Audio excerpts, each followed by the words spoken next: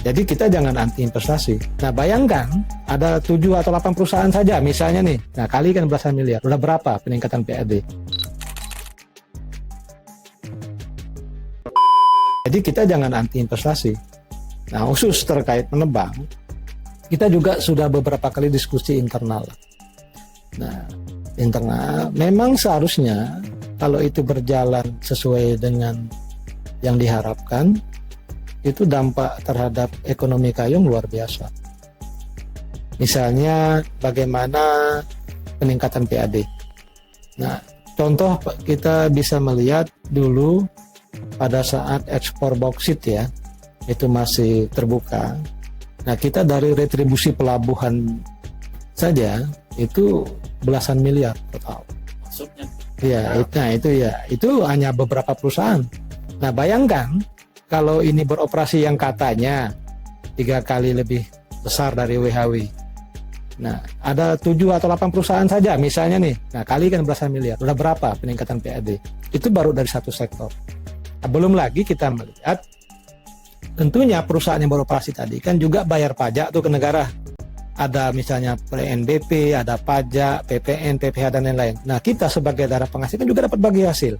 Tentunya dana bagi hasil dari pemerintah pusat kepada daerah penghasil juga akan meningkat. Nah, belum lagi kita bicara dampak perekonomian. Di sana kan ada tenaga kerja sekian ribu orang. Mereka butuh makan.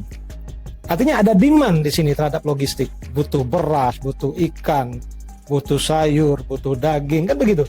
Nah, ada permintaan seperti ini seharusnya memicu produksi. Nah, sehingga aktivitas perekonomian meningkat. Bayangkan sayur nanti permintaannya meningkat, tentunya sayur laku nih. Nah, orang dengan laku sayur misalnya, tentunya akan menambah area tanam segala macam, sehingga lapangan kerja tersedia. Begitu. Nah, begitu juga misalnya nanti, sekarang kebutuhan ayam misalnya, dengan keberadaan investasi nanti, sekian puluh ton misalnya. Nah, tentunya kalau kondisi sekarang misalnya para peternak ayam tidak mampu menyuplai itu, kan sayang. Nah, bukan tidak mungkin nanti masyarakat, dia berinvestasi, bikin peternakan yang besar segala macam. Nah, ini kan lapangan kerja juga. Nah, artinya hal-hal seperti ini harus kita dukung. Nah, karena memang investasi tadi ada multiplier efeknya terhadap perekonomian masyarakat. Nah, masyarakat harus cerdas melihat itu.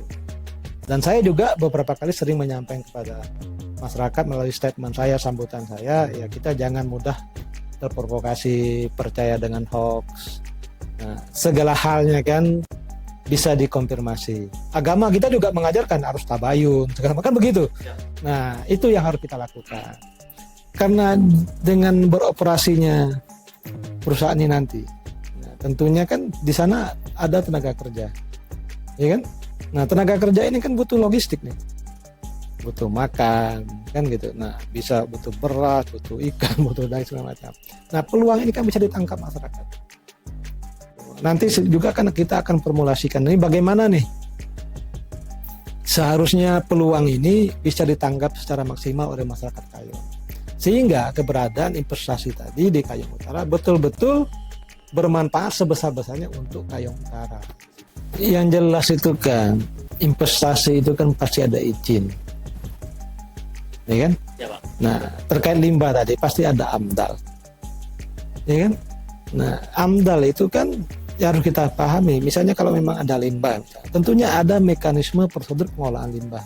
Jadi jangan seolah-olah ada investasi di Kayong kiamat nih ada limbah gitu. Nah, ini kan pemikiran yang mungkin tidak pas. Nah, tugas kita mengawal, ya kan? Mengawal bagaimana nanti pihak perusahaan mematuhi dokumen AMDAL tadi. Itu yang dilakukan. Kalau cerita penebang ini kan sebelum pemekaran pun kan sudah banyak wacana. Waktu kita bergabung di Ketapang dulu, setahu saya dulu pernah diwacanakan jadi pelabuhan samudra. Dulu pada saat periode kepemimpinan sebelumnya, periode pertama atau kedua, itu pernah diwacanakan ada investor mau masuk bangun pelabuhan khusus CPO seperti itu.